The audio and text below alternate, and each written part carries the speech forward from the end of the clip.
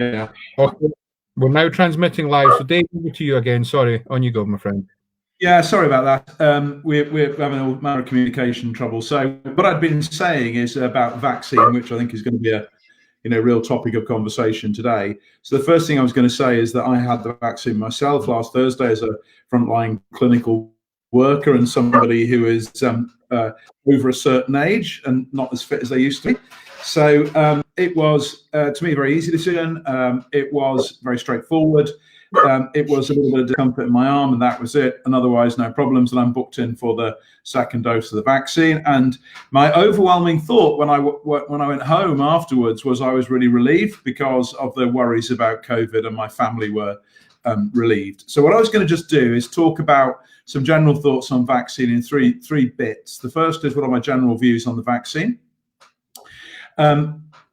in general. The second was going to be about the vaccine as it relates to people with PBC, because that's the main topic of focus here. And then the third one is the issues around vaccine delivery and vaccine programs being set up. And actually, I think it's quite important to not mix all of those things together. So, in a sense, it's been a topic of discussion all the way through in these sessions as it has unfolded, over a length of time. So the first thing to say about the vaccine is that now we are well over, I think, 2 million people vaccinated in the UK, and there is absolutely no safety signal that has emerged over that period of time. So it's one thing doing a clinical trial; it's another thing doing vaccinating 2 million people. That will generate lots and lots of experience, and that experience is of no issues with it over that period of time. So people will turn around and say short term, and it is, but over the period of time there is no signal at all, as we talk about, around safety. Now we need to continue to collect information, we need to do all of that, but at this moment in time, touch wood, things appear to be very, very safe. And I say the same thing. I think somebody in the newspaper has been listening to me, because somebody in one of the papers made the same point I often make this morning, that there are two major, really, really transformative public health changes, or changes that have really protected vast numbers of our population over the last 200 years. One is clean water, and the other is the advent of vaccines. And so I think in terms of where we were 3 months ago to where we are now, I think it is incredibly, incredibly encouraging. And so my advice to everybody is, my starter for 10 is, I would strongly recommend people to have the vaccine, and I put my money where my mouth is, if you like, by having the vaccine. I think there are two sort of levels of concern, I think, about it, and I relate to that completely. And I think this should be a personal decision to everybody, because it's risk and benefit. And I'm uncomfortable, for the record, with sort of all aspects of compulsion. I think people should be trusted to make their own decisions about all of this, and it's an informed decision. And actually, it's no different to the discussions we have with people about second-line therapy and PBC and so on, which should be, here are the pros, here are the cons, here's what's a reasonable expectation might happen if you do this, what's a reasonable expectation might happen if you don't do this. So that's where we are. Just also for the record, all my colleagues on the Livian are also getting the vaccine or have had it already. So we talk about it. We've all independently decided to do that, but it should correctly be an individual's decision. The second thing is about PBC, and I think that's also pretty simple, because there is absolutely no theoretical or practical concern about people with PBC having the vaccine. So there are no concerns at all. And the guidance coming out is that also applies to people on immunosuppression, people who are cirrhotic, and people who have had a transplant. Now, the vast majority of PBC patients on this call will not be taking immunosuppression steroids or azathioprine. They won't be cirrhotic and they won't have had a transplant, although clearly there'll be people in the groups that have done. But the guidance that is coming out based on experience is that there is no additional issue through having PBC with regard to the vaccine. What I would say from my personal experience is that people with cirrhosis, particularly if they've had complications of cirrhosis, do not do particularly well with COVID. So I think it isn't a case of it's safe to have the vaccine. I think it's actually very important to have the vaccine. So that's just based on our personal experience. A lot of people say to me, but what about the role of the immune system in causing PBC? I think when we go back over time, I mean, many of the people on the call have taken part in the studies about causes of PBC done through the foundation, actually, and through Oliver James and Jess Dyson and colleagues who've looked at all of this, where we've explored exposure to lots and lots of different things and its potential risks in getting PBC. The answer with all of that is that there doesn't seem to be any relationship to people having vaccines at all. So although vaccines stimulate the immune system, they do it in a very specific way, but there is no evidence from any of the research that we have done or that I'm aware of from any group that vaccines in any way contribute to PBC. So I think in that respect, I don't think PBC adds anything to the debate in one way or another, with the caveat that I think people with cirrhosis complications, there is an even greater reason to want to have the vaccine. The third thing is about the provisions of it all. And I think as an observer to all of this, I think there are things that have been handled very well in COVID and the things that have not been handled very well. But almost none of the things in relation to COVID are helped by Twitter storms and people, writing blogs about how awful X, Y, and Z are. And I particularly am critical of colleagues in the medical profession. There are a lot of people who've had, I think, too much to say about all of this. Because actually, if you're busy enough, if you're quiet enough in the middle of an acute shift to be writing a blog about how awful it is, perhaps if it's that awful, you should not use your time to do that. So I think I've been telling lots of people, I'm older than I look, he said. When I started as a doctor, it was regarded as unethical to publicize your views. So you could not actually write a piece for a paper as a doctor. You couldn't give your opinion on broad issues because your duty was to your patients, not to, the 1980s versions of Twitter. Now, that probably was quite a historic view, but there is a value in it all. And I think rent and opinion is something that I don't think has been particularly helpful around COVID. And I think the media have not been helpful. I think some people in the medical profession have not been helpful. Some of those people who are opposed to vaccines for philosophical and personal freedom reasons, the anti-vaxxers, if you like, are not helpful. And I think it would just be, and I don't actually think the way in which the government's responded to the publicity around it necessarily has always been very helpful. What I would say is that the vaccination program, to me, is getting there much more effectively than the test and trace program did. And I think the numbers going through are very impressive. It is patchy across the country.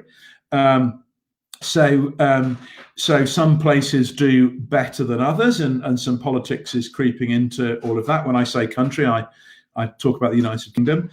So it has been variable in different places. I can only really speak about the Northeast, where I think it's been phenomenally well organised. When I went for my vaccine, 12:30 last Thursday, I was the 840th person being vaccinated that morning. And very professional, it took 15 minutes and that was it. Now, I am aware that some of the community ones, the booking and timings and things have been very poor, but I think bear with it will get sorted out. But I think the numbers are astronomical, and where we were behind the curve on a number of aspects of COVID, as you will see the figures internationally, other than Israel, we're probably the country that is most effective. And I think we can learn things from Israel and how they've done it, which is a total approach to vaccinating as many as people in a shorter period of time who want to have the vaccine. And I think that's exactly what we should do. And I think the way out of this lockdown for all of us is to see it as a bridge from where we were to where we want to go. And I think integral to all of that is vaccination of as many as people as is possible, and to sort of move forward. So with the gods are with us, it will get easier in the springtime as the weather warms up, and I think that's the way out of it. Now, I have done. Sorry, can I just one last comment, which I think is really important, is that probably unlike most people on this call, I've actually managed very sick people with COVID, and although it is not by any means the majority of people, it is a very unpleasant illness, and I think those people who are worried about the vaccine should remember that this is, and I, for the record, have never had a flu vaccine, because the benefits of the flu vaccine in somebody like me versus the risks to somebody like me, it's just not that effective a vaccine, whereas I would have the COVID and did have the COVID vaccine like a shot. So that's, my personal view. It isn't relevant, but I just think it's useful for people to know. So this is an unpleasant illness in a group of people, but when it's unpleasant, it's very unpleasant. And I think for that reason, the vaccine, is important. Will it be a long-term solution? I don't know. I think we're in the lap of the gods with that. What I would say is the way in which these vaccines have been developed, it is very easy. So particularly the Pfizer vaccine and the Moderna vaccine, which has just been approved, they are actually very easy to change, not the nature of the vaccine, but the actual code in it, because for complex reasons, it's harder to develop them, but it's easier to change them. So it may well be that they can add in another element against the new versions of it. So I think we'll need to keep this under observation. So I understand concerns. I think it's a pros and cons for everybody. Personally, it's an easy decision. And if anybody asks my view on it, I think they should get a vaccine unless they're in very, very specific groups, not related to PBC. I understand completely if people don't want to do that, but I think they should not do it for good reasons, if you like, not because of some of the more sensationalist stuff. So that I'll shut up at that point. No, I mean, that's excellent. And I'm really, really glad you said those things, David. I just want to add on to that. And for those that have joined us from Facebook, hello, good afternoon, and thank you for joining us. I did say something earlier on. I thought you were there, you're not, and I will say it again now. Forgive me if the people in the room at the quick meeting. But we've put something up on our website about the vaccinations. All three of them written by a medical advisory. It's not an instruction. It's information for you, and to do with it what you will. We're not telling you to have the vaccine. David's in a completely different position from me. He's given his own personal and professional experience.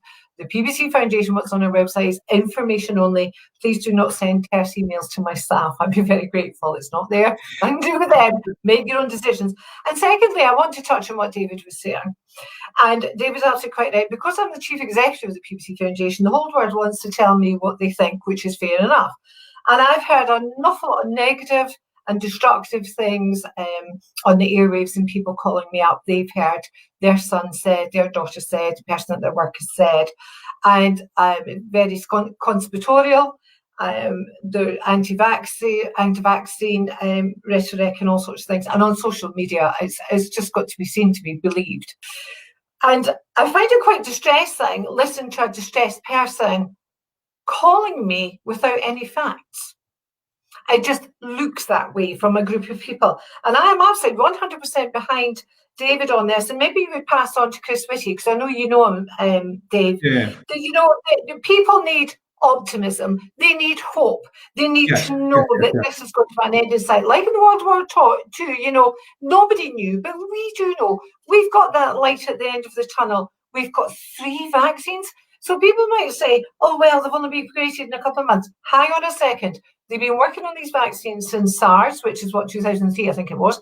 And all these scientists across the world, everything's been dropped and thrown at COVID.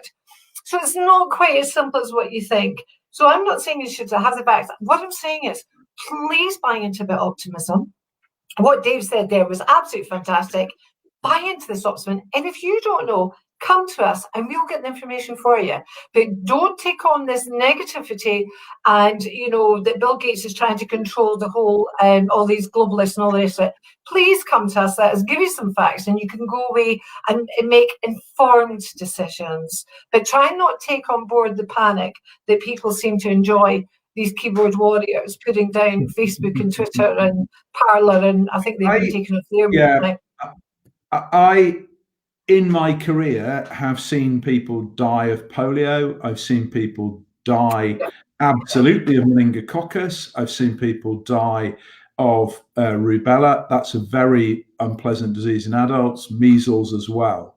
Yeah. All of those illnesses, essentially, that's before you get to hepatitis A and hepatitis B. I mean, the biggest single, it pains me to say this, but the biggest single advance in hepatology in my working lifetime was the effective vaccine for hepatitis B. Yeah, and the programs in Hong Kong, for example, of vaccination at birth have literally transformed the life chances of children.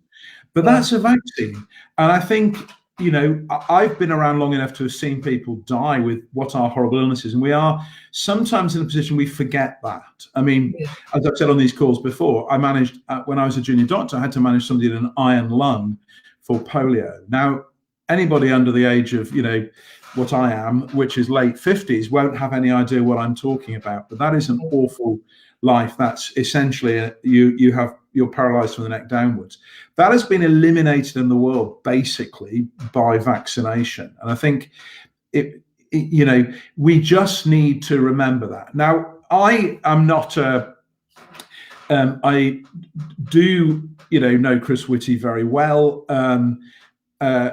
What I would say, and I've said it to him and to other people, is we do need to have more optimism and less negativity, because we need to bring people with us. And my comment about people in my own profession in the media and things is, I think there is too much negativity. And I think if I had been in charge, which I'm not, I would have sold this lockdown as a national mission to get out of this, around vaccination, and I would have put a giant clock of a countdown for, and I would have two clocks. One is the number we're vaccinating, the other is the countdown till this is over, and I would get some optimism behind it all. And I think there has been too much, and I think too many people on stage and things like that have got too much of their own opinion to give.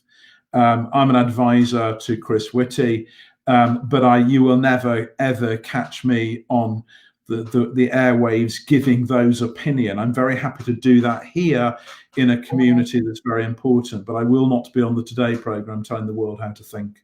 But the optimism, I think, given what I hear, will help with compliance. And there is a compliance issue, so we could work this a bit better. So just say, contact PBC Foundation, we'll sort it for them. So somebody asked actually which vaccine did I have? The Pfizer one. That was the only one. That was being offered at that point. Yeah. Perfect. Okay, right, Robert. I'm sure you're dying to get going. Well, yeah. So, Dave, again, a great introduction, and it's come up with some really, really important points. So I'd like to bring those to the table. I just wanted to share with you my favorite graphic out of all of this. It's a picture of a guy being carted into an ambulance on a bed with wheels, and the patient says, "Am I being taken to the hospital?" And the ambulance man says, no, it's far too serious for that. We're taking you straight to the comment section. Yeah. And it highlights that, there is expertise and expertise. So I just wanted to share that with us. Right. So here we go. So on the subject of, first off, the vaccines. Yeah. Given what you said about Pfizer being better for those who are vulnerable, and again, we'll ask you what vulnerable is, but can patients specify to have the Pfizer? No, they can't. Okay. No, and I had no say in it, no choice in it, and Not even you. Sorry. Not even you, Professor. Not even me. I was given the one I was given, and that was the end of it. I think there are two. I think there are two levels of question to it. One is about being vaccinated, and the other is about the differences between the vaccines. What I think about the Pfizer one in particular is I think over time that may be the easier one to adapt because of the biology of it, because it's easier to snip out a bit and put another bit in that changes the code. That may well be the one that we can adapt more quickly. Now, vaccines are not my area of expertise. Immune system is, vaccines aren't. So just as I understand it, I think that may well be, if we do find effectiveness is wearing off with the different variant of the virus, then it may well be it's easier to change it. So I think that there is a sort of value in that.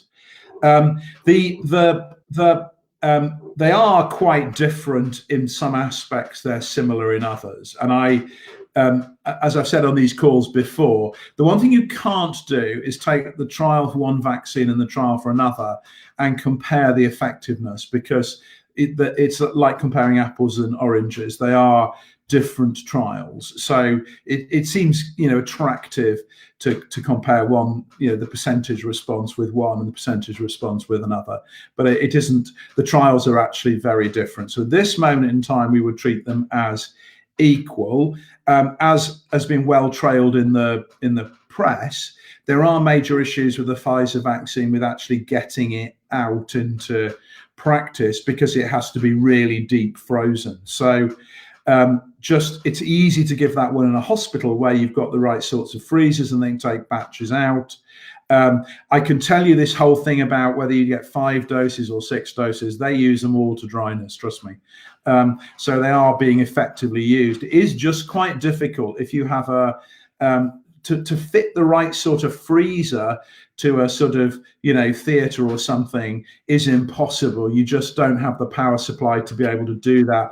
They also need liquid nitrogen, and things like that. So it is quite a tricky vaccine to give outside the hospitals, and I think that will be a major factor. So it is going to be far easier. The GPs coming on stream to vaccinate large numbers of people, that will need to be the AstraZeneca vaccine because of it. Now, what's emerging, the Moderna vaccine doesn't have to be kept at the same temperature as the Pfizer, although it's a basically similar biology.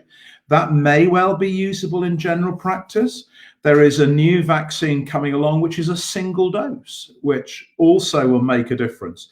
So there will be some fine tuning. But the bottom line here is these vaccines, at least in the immune response and in the clinical data we've got, are actually extraordinarily effective. If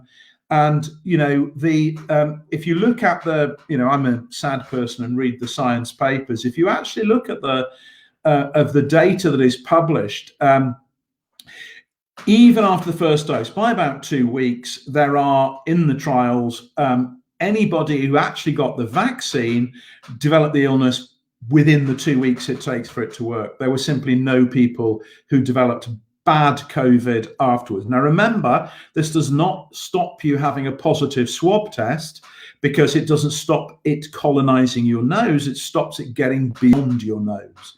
So paradoxically, you can still pick up the virus in your nose and pass it on to somebody else after the vaccine, but you won't pass it on to yourself. So it is going to be quite important to understand what it does do and what it doesn't do. But the images of people ending up on ventilators, things like that, that's what the vaccine prevents from happening. All right. Thank you very much. Next question. Would either people with PBC or people with PBC and cirrhosis, would they be classed as more vulnerable and therefore head up further up the queue? That is in the process of one of the areas. So at the moment, I am not sure. There are people cleverer than me or more important than me working on that. And obviously, it's important that we're consistent and show common sense with it. In terms of, I think where we're going to end up, but we're not there at the moment, is anybody who's eligible for a flu vaccine would be seen as a priority. That's not government policy, and all of this is my personal view and guesstimates and things like that. But it would seem to me that the logic is that anybody who is eligible for a flu vaccine would be will be deemed to be at an elevated risk for all of this. Now, we just need to be aware that remember what I said about carriage and transmission, that if we aren't vaccinating 20-year-olds who are very unlikely to have illness from COVID, we are, however, doing nothing about them. They are still there to pass it on. So people who aren't vaccinated in an at-risk group just need to slightly be aware of the risk that goes there. And even if we do vaccinate 20-year-olds, they can still pass it on. At the end of the day, what you're trying to do, all this boils down to, is you are trying to reduce your individual risk of developing a really nasty illness, but you are also trying to reduce the number of people in the community with a nasty illness who can then pass it on. And eventually it will kind of die right back with that. So it's all about probability. What's the probability that the person you walk past in the street has got the virus and then passes it on? You're trying to reduce all of those probabilities. Vaccines, unfortunately, work largely at a population level. Vaccines are one of those things you can never prove whether somebody benefited from a vaccine, because all you know is they haven't got the illness, but you don't know whether they would have got the illness. So there has to be an element of trust with it all. So I think the answer is, where I think we'll land is that anybody with a chronic illness will end up as a priority, but I suspect it won't be in the very first tranche, which is largely around age, because in a sense it's the risk of really serious illness or dying from COVID that dictates the priority. We know that is very largely age related. Perfect. If it were to be the population, as you were suggesting, it's a good idea. Those who are asked to go and get the flu injection, people with PBC, etc. It's interesting. I don't know if you know this, David, but only a third of people in the United Kingdom take up the option for the flu vaccination. I was a bit horrified, I must say. I mean, I had flu 100 years ago. It's a nasty, vile, horrible illness, and my virologist friend tells me it can kill. So that's interesting, isn't it? Yeah, I think so. Flu vaccine's a funny one because, and the official guidance is to take it. But as I said, I'm a very straight person and I haven't had it, even though, I'm eligible for it because of my age. I think part of the reason for is, personal risk versus personal benefit. And of course, the problem with the flu vaccine is that it is variably effective. And I think anybody who is wondering whether to have a flu vaccine or whether to have a COVID vaccine and is only choosing to have one, I would have the COVID vaccine any day of the week, because it's actually a much more effective vaccine, and it's a much more nasty illness. Although, as you say, flu itself can be a very nasty illness. So I think the official guidance is that the vaccines are useful. I think people's own experience, and it does vary year to year. Ultimately, some people kind of vote with their feet because they know of people who've been vaccinated and who don't. I think it's about it working rather than anything else. Yeah. Right, Brian, thank you. I mean, I don't want to, incur the wrath of anti-vaxxers, but if anybody is interested, I would recommend you look at some of the detail around the Andy Wakefield case, not the headlines, but look at the actual detail of what went on and ask yourself whether you think that's a rational basis to not run vaccine programs. There's some pretty awful stuff, to be honest. There's a book that's just come out a few months ago about Andrew Wakefield, and every single page has been scrutinised by a team of lawyers because he was so desperate to sue. He was the doctor that was struck off involved MMR. Yeah. And the book has been thoroughly scrutinised. In fact, I bought a copy for my friend who's a virologist and for Robert as well. And it is a very, very interesting read. And the man is a multi-millionaire. And yes. yeah, absolutely. I would. I think David's quite wise there. Okay, Brian, thank you. I'm going to bring it up. Why he was struck off from the medical register. This was taking blood samples in an unauthorized way from children against their wishes. So it's pretty horrible stuff. Yeah.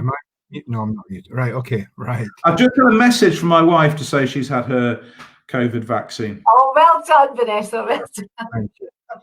Okay, next question, if I may. We've got somebody who is transplanted. From memory, I think they are back into cirrhosis again. But the question is, in people who are immunosuppressed post-transplant, can they mount an adequate T-cell response to the vaccine so as to be as protected as the general public? A great question, that is. Right. Okay. So this is where. This is where being an immunologist is quite useful. So one of the things you'll hear a lot about is the concept of antibodies and T-cell immunity, and people saying antibodies aren't protective. What about T-cell immunity? The answer is you always have a T-cell response before you get an antibody. Okay, so they're called helper T-cells, and that help is in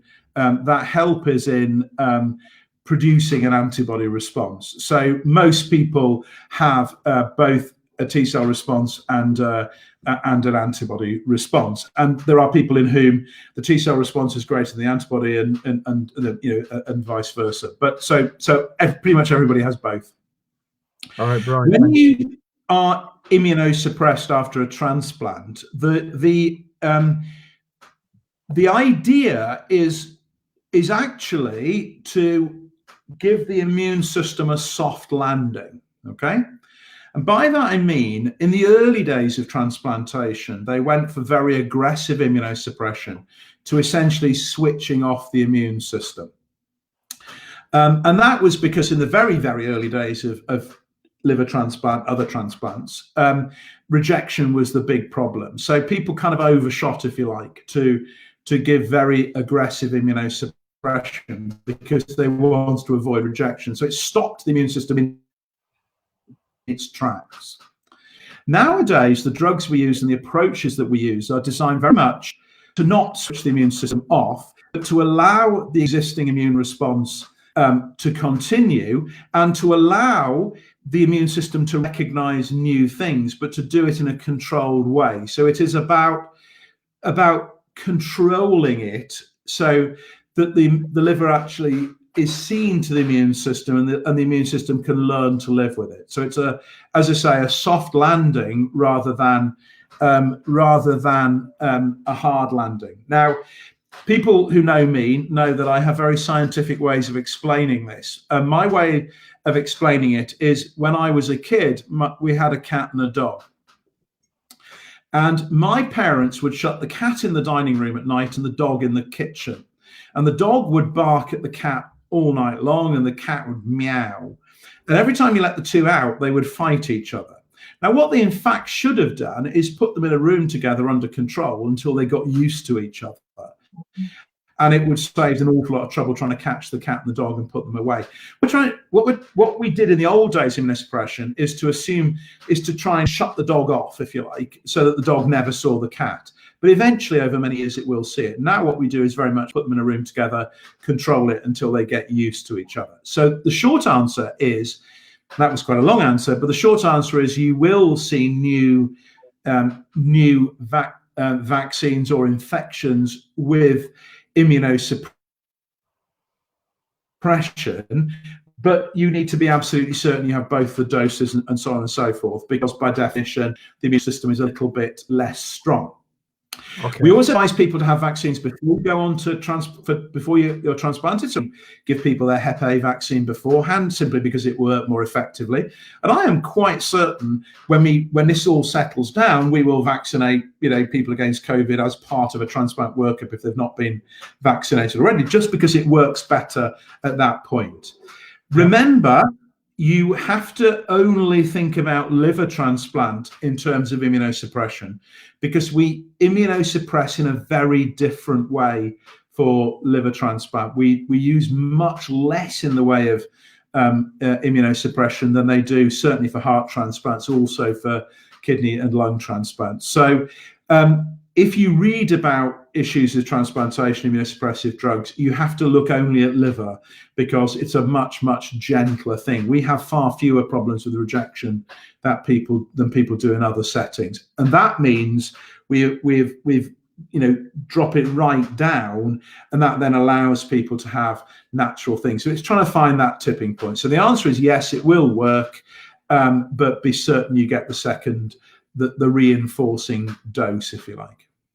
Okay, perfect. So I've got two more vaccine questions, and then we'll try and get on to some PBC questions if we may.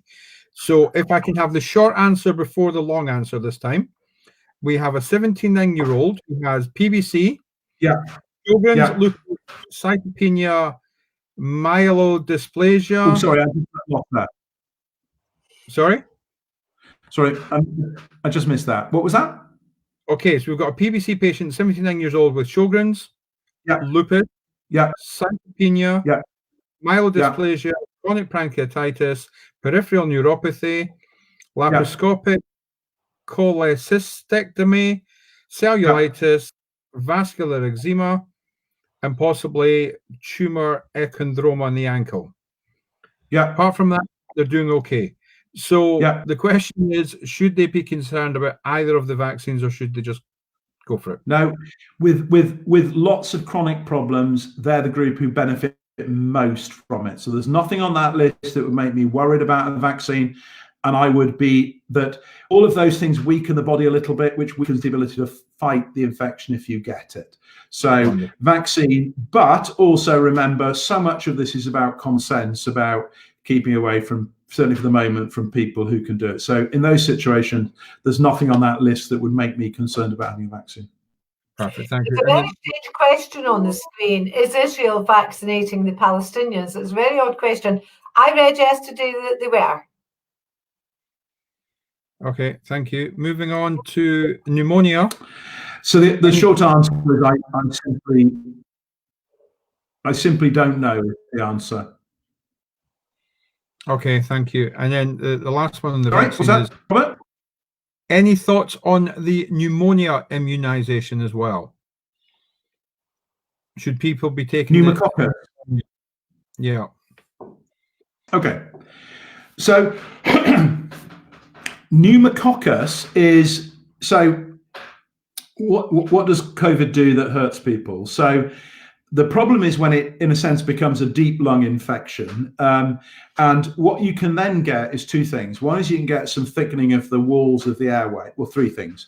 One is some thickening of the walls of the airway, okay, which can then lead to some scarring. So it's more difficult for the oxygen to get across. That's the virus that does it. The second is a clotting problem. People tend to overclot their blood. So nowadays, one of the things that happens if people are very short of breath coming in with COVID, you'll get a chest CT scan done very quickly. That's one of the evolutions in treatment from the first time around, if you like. And then the third one is you can get additional infections on top.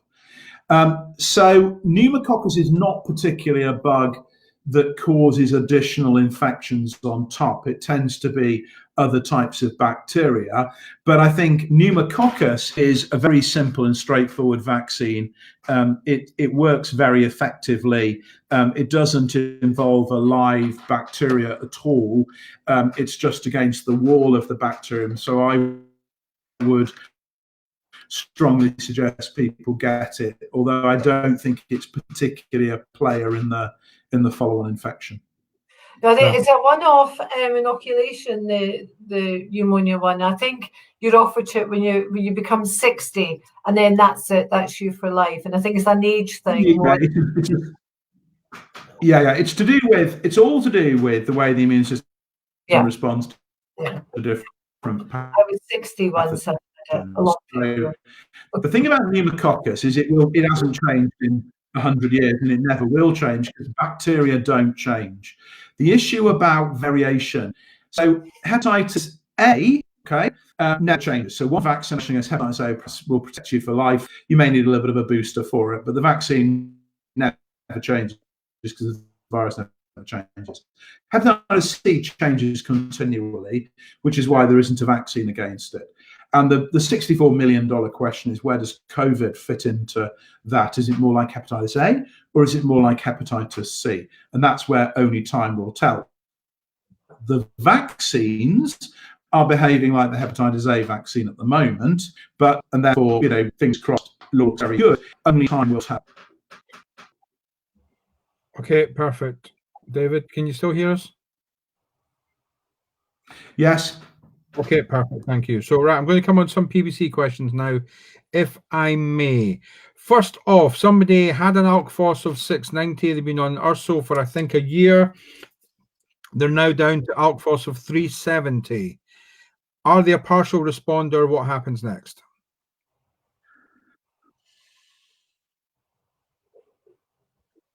Good question. So there's a criteria, isn't there? So by any criteria, you look at halving of that is a response to the therapy. Okay. So by any, nobody could look at that and say the drug hasn't had an effect.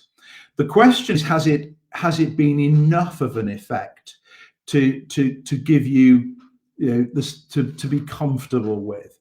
And the answer is it hasn't. So clearly you are benefited from getting an alkaline phosphatase up from that level down to the 300s, but it will be in your interest to try and get it further down if at all possible. So the answer is anybody, in fact, if you look at this, the risk is associated in a straight line with alkaline phosphatase. So it's a straight line relationship. So the higher it is, the more risk there is, the lower it is, the better. And so what you will find is that people who tend to respond, so that's objectively a really good response. So a halving with URSO is a really good response. What I would say from experience is that people like yourself then tend to do very well with second line therapy. So your illness is kind of wanting to respond.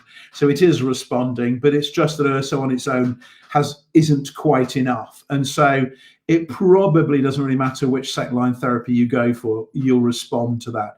It's people who don't respond to the URSO in the first place at all. It's more of a problem. So the answer is a lot done, something still to do with that. And it comes back to the mantra, try and get the ALK phos below 200 in everybody, because there is no doubt that's associated with real benefit in the long term. So, but absolutely, clearly, this non-responder and responder is a bit of an artificial split.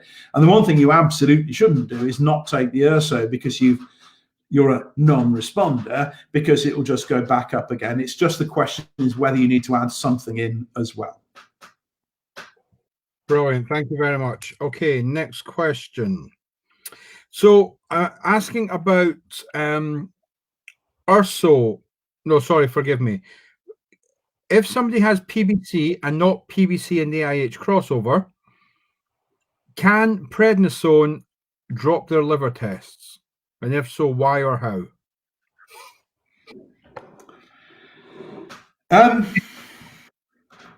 Gosh.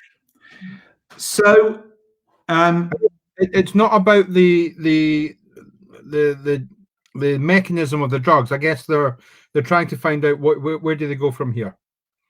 Yeah. Okay. So overlap. We could run a whole meeting on overlap, but probably we will do it at some point. So this is just just to clarify. Somebody who's not PBC, not overlap, has been treated with prednisolone and has had an improvement in their tests. Yep. Is that?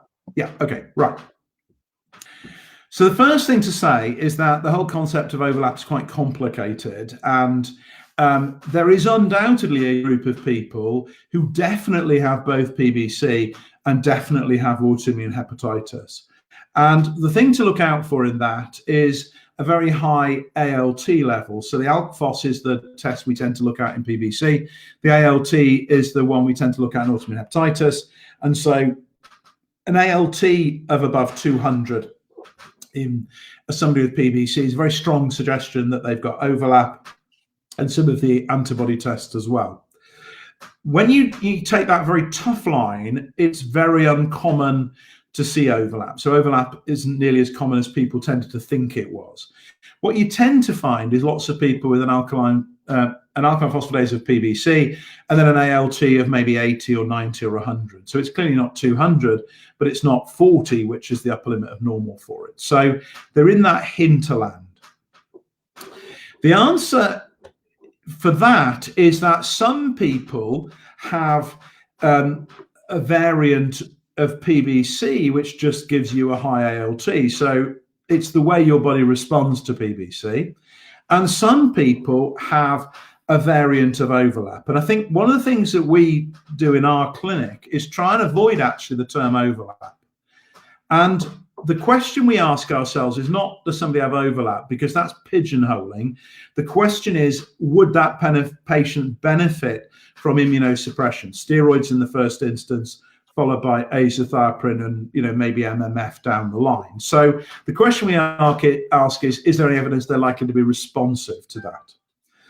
Now, there are various things that predict it, how high the ALT is, how high the IgG is, what the biopsy shows. But actually, in practice, the only way to know if somebody responds to steroids is to try them with steroids, although we would only do that if we were struggling with other reasons. And you will be surprised over time. So you see responses that you wouldn't have predicted. What you just need to be aware of with steroids is what's known in the City of London as a dead cat bounce. If the stock market is really falling, then one day it will go up again a little bit. And without turn away those who are squeamish, that the concept is that even a dead cat will bounce if you drop it from a big enough height. Ooh. It doesn't mean it's a lot. I know, it's awful, isn't it? That sometimes steroids are very non-specific, and so they can make tests better because they just damp down, generally damp down swelling in the body. And the question is the benefit worth it? So, as I said before, all improvement in the test is beneficial. The question is it worth the price you pay for it? So clearly URSO, there are pretty much no side effects from it. So any benefit you get from URSO is worth it, right? But also you may not get enough and you want to look at other things. That's the logic of second-line therapy. With steroids, it's much more nuanced because whatever benefit you get needs to be weighed against the side effects. Now, those are related to the dose. So people, the higher the dose, the more the problems are. It's also related to individual risk. There are plenty of people who take steroids long term and who don't have problems. And obviously we can move people onto second therapies. So the question is, what should you do? It depends entirely on what the blood tests look like before immunosuppression, what the tests look like after immunosuppression, and what problems you have with immunosuppression. So have I ever treated people with straightforward PBC with steroids? Yes, I have. And there are people who've done very well with that, but they are a very small number. And for most people, we look for other therapies, but it has to be individualized. And if we're not winning with other drugs, it is one of the things we think about. If people are doing well on prednisolone, this is good because you've got an avenue to treat, but we would look to move them either to azathioprine to keep it under control, or we would look to use a drug called budesonide, which we use very occasionally in PBC. And it's a version of prednisolone that only works in the liver. It's a bit more difficult to get you started on it, but it's actually quite a good alternative longer term. So it's one of those things where you've got to make an individual decision. So the question is, what were my tests like before steroids? What were they like after steroids? What were the problems with it? What are the alternatives? And whenever I use them, what I say to people is that this is a 1-month trial. Right, I'm going to write all your numbers down now. I'm going to see you in a month's time. I'm going to write all your numbers down there, and we'll talk about how much good it did, and then we'll do a plan. What you wouldn't do is make it an open-ended thing. But if it works, it works. But just beware of the as I said, the non-specific effect of steroids. It's a little bit like arthritis. A lot of people with osteoarthritis, their osteoarthritis will be a little bit better with steroids, but it will wreck their joints. It's a non-specific effect. So don't be fooled into thinking it's a sort of beneficial effect. So it's a very nuanced one, but it's the sort of thing you should be discussing with your doctor about your individual pros and cons. It's very much an individualized therapy, as steroids always are. Yeah. Okay. Perfect. I've just realised that Colin's got his hand raised. So, Colin, I'm going to come in private chat you and see what that's about. So, bear with me a second. Dave, I'm aware we're almost at 3 o'clock now. How hard is your finish? 1:15 is fine. Right. Okay. So, in that case, we are Oh, no, hang absolutely. on. I am going to need to just try and go back onto a different internet. So I'm just going to log out and log back in because my phone's about to die. Okay. I'm coming back. All right. Fingers crossed. Okay, so while David's coming back, we are trying to go through as many questions as we can. So, yeah, Alison's got a question about the alkaline phosphatase. Has that been covered? I've written it down. What was it? 680 and the lowest is 250. Currently 370. Would this make it a non-responder? It was a very good question. So Dave answered that at length. He did. Yeah. Right. Okay. Yeah, I'm back. Can you hear me? Yeah, we can. Yeah. Wow, I'm back. So I've got another 20 minutes or so. No problem. Right. Okay. Thank you. So, but I've got a whole series of questions. So we'll try and go into short answer mode if that's possible. So the next one, we've got somebody who's newly diagnosed. GP says PBC, gastro says PBC. They were diagnosed with normal alk phos, high AST, and ALT on the cusp. So what questions should they be asking their consultant next? Antibodies, okay? So it's all about the autoantibodies, okay? So are they AMA positive is the main question, okay? Are they AMA positive?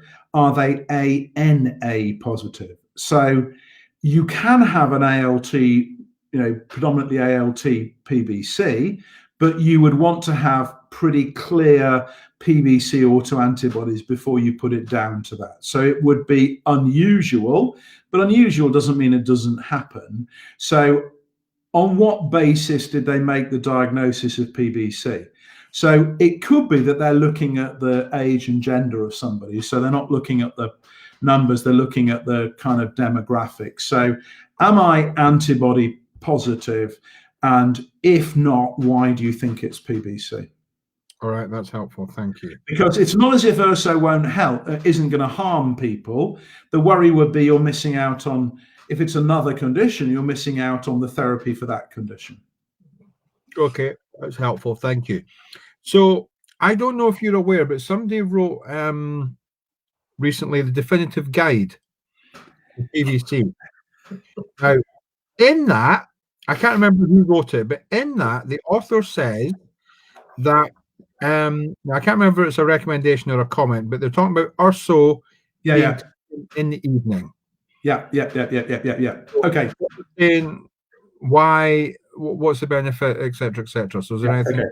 So I saw that question come through, and I think it's a great question. I'll explain it completely.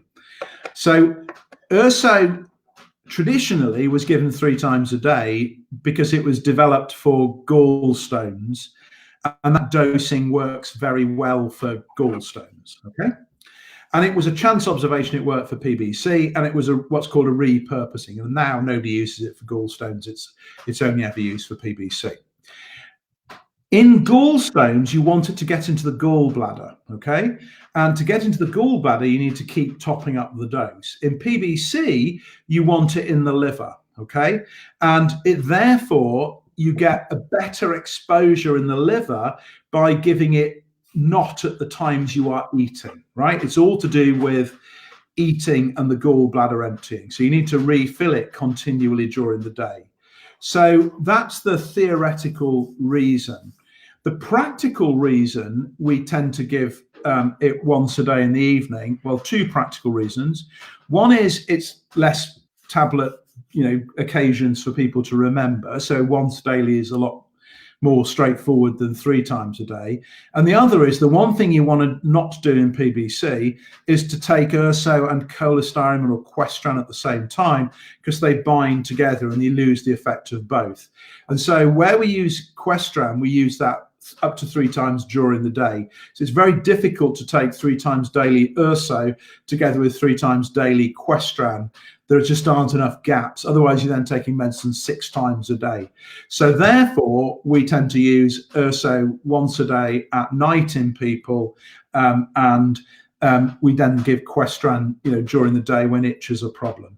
Is it true, the thing about single dosing being better for liver exposure? That might be folklore. It's just something that we've always done. But the main practical reason is it makes it much easier to start Questran without creating problems.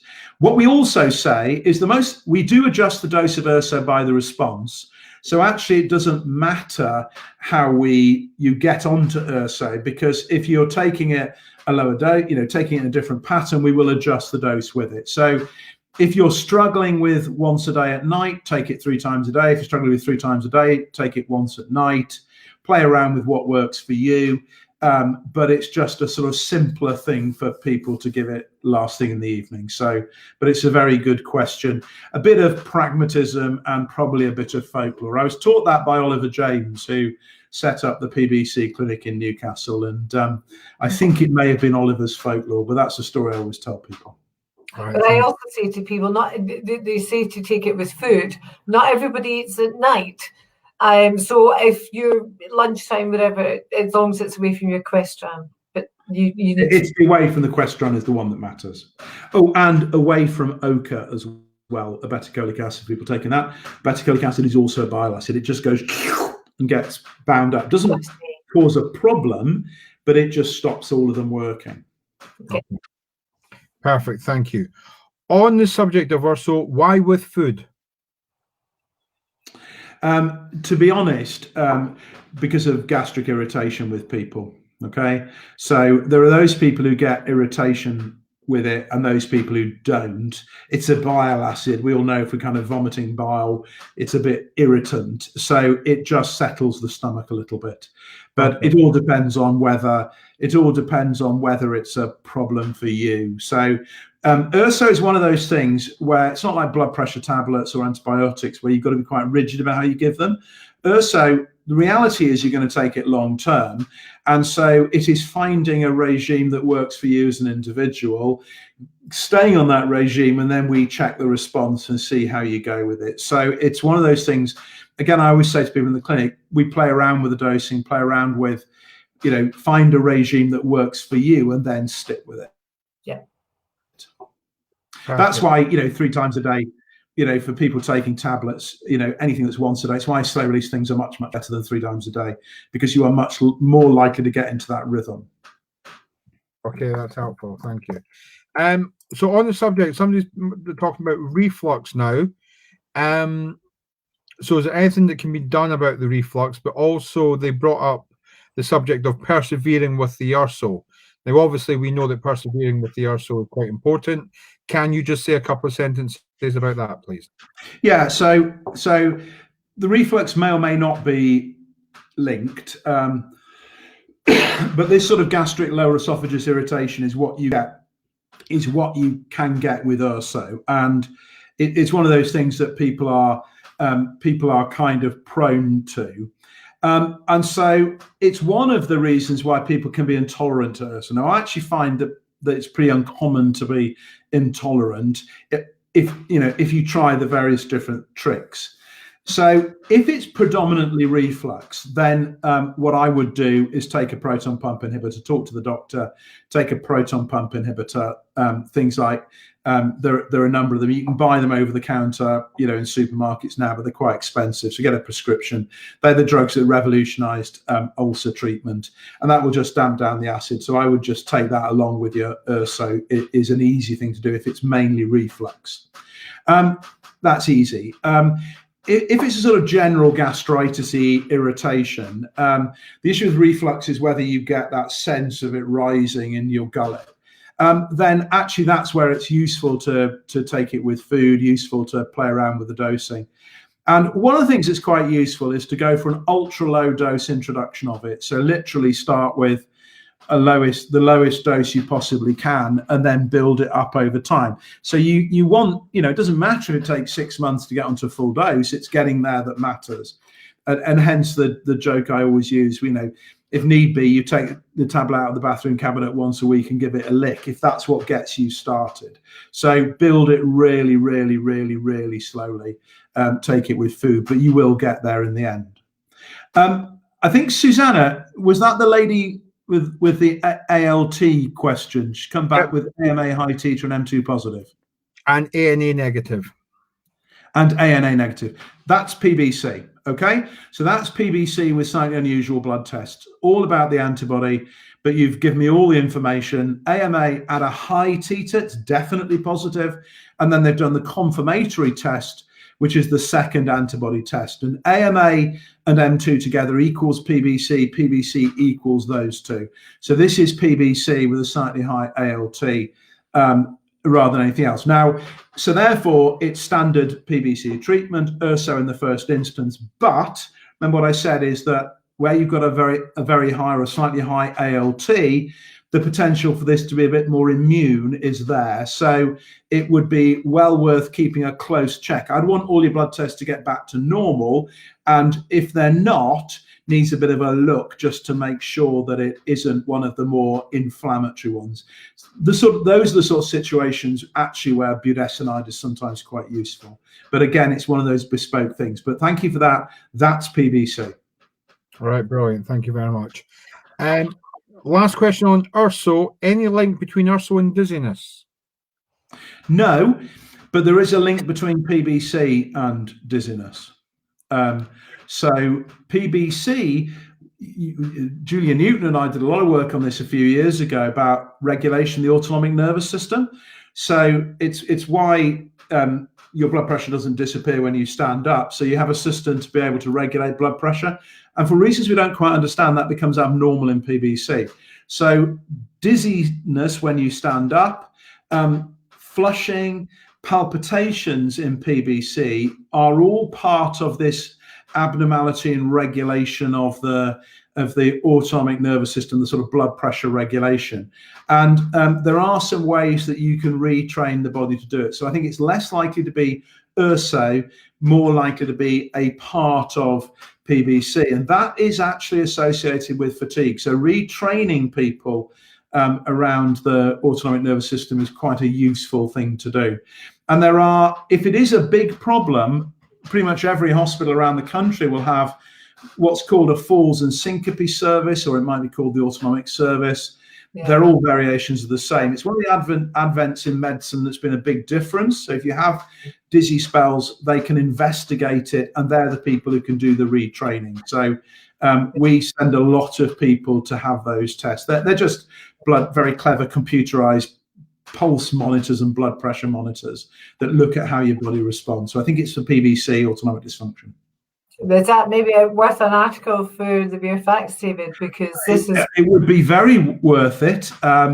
It's something that is very much not understood by hepatologists, as you will. I mean, Julia was an old age physician, and that's how she came into it. I think it's a very great idea. Because the reason is there are actually some really important practical steps that people can do. So it's one of these things where there's everything from some lifestyle changes people can make all the way through to medicines. So I think would you remind me about that? It'd be a great article for the Bare Facts. Yeah. Practical guide. Now, I've got a couple of questions with regard to oral care. Yeah. So we have somebody with PBC. Now they have lichen planus also. Yeah. They do have dryness in the mouth. Now, the doctor seems to think that that's a side effect because they're on nortriptyline. So could it be the nortriptyline? Is it a consequence of the PBC? Either way, in terms of actually dealing with it and help managing it, is it important, and what's the best thing to do? So the answer is it could be either or both, and the chances are it's probably a bit of both. So dry mouth is part of the Sjögren's complex, so dry eyes and dry mouth. Obviously, in the whole population, anti-sympathetic drugs, sympathetic drugs, are the ones that tend to cause people to get a dry mouth. The issues people get are twofold. One is a tendency to sort of mouth problems, so mouth infections, and the other is practical steps with swallowing. Okay, because you need saliva to be able to help get the food down, particularly sort of the metaphorical rare steak. So those are two separate things. So dental hygiene, mouth hygiene is one part of that, and then swallowing is the other. For swallowing, we tend to suggest that people sip fizzy water, take a mouthful and take a sip. And fizzy water, for some reason I can't explain, works better than still water. Don't, however, drink fizzy sugar-filled drinks, because you'll swap one problem for another. So, cheap sparkling water is a thing that people tend to do. In terms of the lichal planus, if you've got that, you want to be very careful about watching that and treating it. And that is outside my area of expertise. So I think if you're not being seen by the oral surgeons to get optimal management for that, because they will want to make sure that you protect the tissue in the mouth. So it is a separate illness. It is associated with PBC. It will be being made worse by the dry mouth, but they'll just need to make sure they get the right management for it. So that's one where, because you don't want to get a worsening lichen planus in the mouth. So I think that's one for a specialist consultation. Can I come in there and say to people about mouth hygiene, and I have this from the top Swedish dental people that work in Edinburgh, is do not use chemicals in your mouth. The cortisols and all the rest of it, they are chemicals that will ruin your taste buds, will stain your teeth. They do not help clean your mouth. Please use salt and water. Get one of those jet things that you clean your teeth and jet your mouth out. You'll be staggered at what comes out your mouth after you've cleaned your teeth. Hygiene is all. It will help your saliva. Yeah. It will help maintain your teeth and your gums and the bone that's supporting your teeth and the welfare of your gums. But please don't use chemical things, just salt and water, warm water, and that morning and night, and you'll find that will help. And chewing sugar-free chewing gum can help when your mouth is particularly dry, watching the telly, what have you. But happy to speak to anybody about that. There are various things that can be done, and I know we're short of time here. Okay, second last question. Thanks, Chief. That's helpful. So the second last question is regard to dental issues. So we've got somebody who has PBC, AIH, and cirrhosis, but they're asking, does PBC, is it related to dental issues? So who wants to take that? No, only through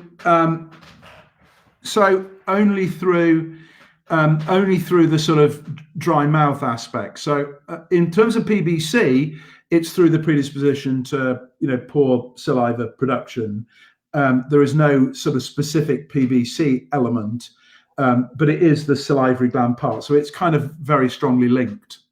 Cirrhosis weakens tissues. Okay, so people with cirrhosis often get thinning of the skin, and it can also weaken sort of tissues. And so cirrhosis can potentially sort of weaken teeth a little bit. And it's again, doesn't change what you do or everything. I would echo everything that Collette said. And I think it's one of those things where it is useful getting specialist advice, often for the nursing teams, because it's the thing where little tricks are often very useful. So certainly in people with cirrhosis, it's very important to watch out for mouth hygiene, and you can get some loosening of the teeth. So very important to get your teeth looked after by the dentist. Very important to make sure that you do everything you can to keep it clean. So it's not the PBC, it's a little bit the Lynch-Sjogren's features, but it's also a little bit of tissue weakening if you happen to have cirrhosis as well.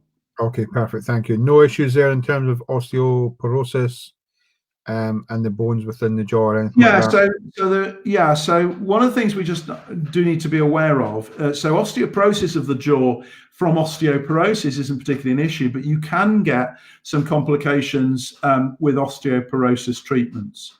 So if people are getting dental problems and have been on a drug like Fosamax for a long time, it is well worth discussing that with your doctor. And what we're tending to do, now clearly back in the day, osteoporosis and fractures was a big problem in PBC. I have to say we see far, far, far fewer than we used to do. I think that's a combination of reasons. but you can go too far. So we tend to use bone strengthening. Calcium and vitamin D are fine long term. We tend to find that the bone strengthening, bisphosphonates, Fosamax, etc. We do, tidronate, all of those sort of drugs. We do tend to use those for relatively short periods of time, then stop and reassess. So I think where people took them for a very long period of time, there can be some necrosis of the jaw. So if you have been taking them more than a few years, it's well worth discussing it with your doctor and probably having a holiday from them. It's not common at all, but we certainly have seen it. Okay, perfect. Chief? I think that's what you were alluding to. Yeah. No, that's right. I've got one last thing that I would like to mention that we haven't got time to do today, but I think we need to discuss it next time, David. Can I do that now, Robert? Or yeah, sure. I've got one last question to ask, and then I can hand over if you're okay with that. Okay, so David, I'm on the 4 p.m. Facebook. So there's a lot of talk about people's guts and reflux and diarrhea and constipation, the whole thing, and PBC affects here to here sort of thing. And quite a few of the people talked about high fiber diet, probiotics. One of the ladies was saying she'd read 20 books, and people are buying into this or tuning into it, which is good, because Dr. Michael Mosley has been doing a lot of work in this and a lot of publicity around, the gut having its own brain. And for example, people having antibiotics as a young child, it's changed the formation, which can cause problems later in life. So it's really, really very good. But this lady, it was very interesting. I think we should cover this again. I would like to cover the gut again and probiotics and things if we can. I tell people eat live yogurt. But this lady said that one should see it's 3 years now since she eats probiotics, fermented food and live yogurt. No digestion issues at all. And now I don't know the next bit if it's a coincidence or not. Her itch has stopped. Now, it's not for now probably, but that could we perhaps earmark that for next time, because you may have heard of this before, you may know something about it. I think that was a very interesting comment, David. I've also heard the same about people giving up chocolate, but yeah, very happy to. That would do a session. Maybe we should have a gutsy session. I would like a gutsy session, right? Well, we'll to the lady, I know she's out there. Thank you for bringing that to our attention. We will work behind the scenes with David, Miriam, and Alan, and we'll get a gut session. Interesting. I mean, just as a first observation with that, of course,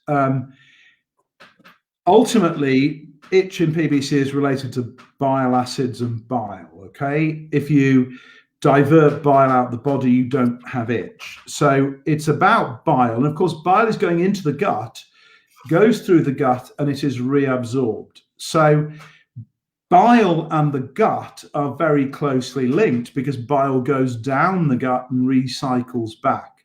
And obviously, bacteria in the gut, which are a perfectly normal, absolutely normal thing to have, we need to have them, will affect bile acids in the gut. And I think there's a whole literature on it. And the message, I think, be useful to talk is that it is fiendishly complicated, but the answer should be to try and get it as normal as possible. So in a sense, but if itch got better with relation to all of this, remember that the bile acids that probably drive that have been going through that environment that has been changed by probiotics. So it is a very interesting observation. Okay, perfect. So actually, that brings us to the last question. Yeah. So somebody's saying, so they are on Urso and Oka. Yeah. But when they have alcohol, brackets, more than one glass of wine, they tend to itch more. Is it common? Is there any advice or anything that we know or can share? Wow, that is an interesting one. I've never encountered that. As people will be aware, ochre can cause itch, and it can also improve itch. It's a very strange relationship. And so we don't quite know why ochre causes people to itch, okay? Now, alcohol can cause the skin to flush. It's why people blush, but it's part of the natural reaction to alcohol. So one of people of South Asian origin, Chinese, Japanese, have a big issue with flushing with alcohol because of a sort of gene that's common in those populations. So we know that alcohol does change the way the skin reacts to things, but I've never encountered anybody getting itch with alcohol. I would be really interested in finding out some more about that. How quick, whether whether the person concerned had itch before they were on Urso, before they were on Ochre. Is this the same itch they've had before? How quickly after alcohol? How much it comes back. Ultimately, there is a disturbance of the way in which chemicals circulate in the body in the broadest sense is why people itch. We've talked about bile acids and things, and the potential for alcohol to play a role in that is absolutely there, but I've not come across that before. But it is amazing how really important discoveries come from simple, observations. If this happens every single time you take alcohol and it didn't happen before you started taking Ochre, then that potentially is telling us something about why Ochre causes itch, which is very interesting. So if you didn't mind giving me a little bit more of the pattern of it, it would be really, really interesting. This is the beauty of these sessions, isn't it? We learn something every time we do it. It's just fantastic. By the way, everybody, David's not, but I'm doing dry January. No itch.